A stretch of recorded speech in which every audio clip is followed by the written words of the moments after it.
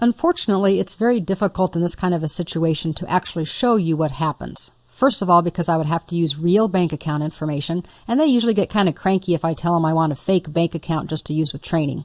And also, if I used my current accounts, then of course you would see all of my transactions, and we all know that's not a good idea.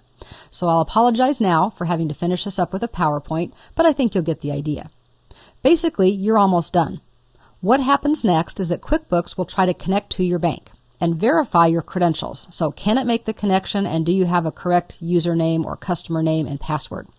If for some reason it's refused, you'll be prompted to make corrections, or you can cancel out and have to talk to your bank and see what it is you're doing wrong. But if it's successful, then you'll basically be activated and you'll have access to something called the Online Center. This is very similar to the other centers that we already have in QuickBooks. We have the Customer Center and the Employee Center. This is just another one of those things. When you're connected, you'll know because you'll see that that center is available. In the center, you can do all kinds of things, just like with the ones you're used to. If I'm looking at an employee, for example, I can see the details about that employee. I can see what their transactions are as far as payroll. In this center, you'll be able to view your balances, download transactions, and match transactions to things you already have in QuickBooks. So how do we get to that downloading transactions part? Well, from the center, you'll just click the button at the top that says Send Receive Transactions. If it can directly connect, remember we just talked about that, a direct connect, you'll just see the transactions. If it can't do a direct connect, and then it'll have to use your bank's web page. And of course, you'll see that in Internet Explorer when it opens up. It'll go through the download process, and that could take anything from a couple seconds to several minutes, depending on how many transactions you have, how busy the internet is, all of that kind of stuff. So after it's downloaded, you're going to click the option that says Add Transactions to QuickBooks. This is going to go ahead and try to match everything that just came through the bank to what you already have in QuickBooks.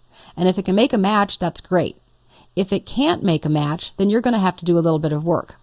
It could be that you entered it, but you entered it using a different vendor name and it wasn't able to kind of make up the difference. You know, a lot of times with electronic calculations, it doesn't come through as just the name of the business like we'd think it would. So there can be a little bit of that, in which case you'll just select one, select the download, and say these are a match, and you'll be good to go. Or if you didn't enter it into QuickBooks yet, then you'll need to actually make up the transaction. After all of those are matched, then you can close out the window and everything will be good. You could then go on to reconciling the account, for example. Remember that once you have online services, it's not just downloading your transactions, which is a huge help. It also means that when you write checks or you make bank transfers within QuickBooks, you can make those online. Instead of checking to be printed, you can check to use online. And the next time you connect, it will go ahead and either make the check or the payment or transfer the funds. I don't know what I would do anymore if I didn't have online banking, because it's basically what I do all the time. If I have to actually go to a branch, I have to make a trip, I have to go in, have to actually comb my hair maybe. I'm just kidding about that. But I do like using online banking because it gives me a lot of flexibility to do my banking anytime I want. And you know what? I also found out that I keep up with things a lot better.